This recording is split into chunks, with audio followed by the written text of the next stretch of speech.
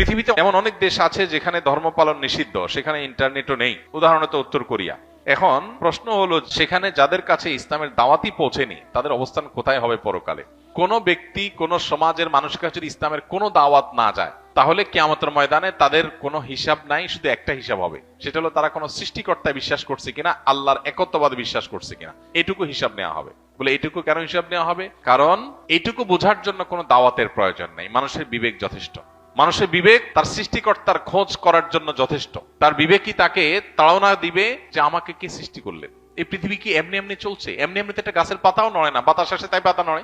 বাতাস ছাড়া কি পাতা নড়ে? কেউ না নাড়ালে কি পাতা নড়ে? একটা পাতা যদি এমনি এমনি না নড়ে, তো পৃথিবীর এই মহাসৃষ্টির সবকিছু চলছে কোন ক্রিয়েটর ছাড়া।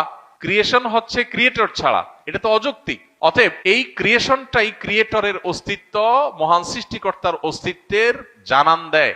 এই কথা বোঝার জন্য, আল্লাহর অস্তিত্ব এবং একত্ববাদে বিশ্বাসী হওয়ার জন্য কোন নবী রাসূলের দাওয়াতের প্রয়োজন নাই, মানুষের কমন সেন্স যথেষ্ট। এতটুকু বিশ্বাস যদি ধারণ করে, বাস তারা আখিরাতে নাজাত পেয়ে যাবে, তাদের আর কিছু লাগবে না।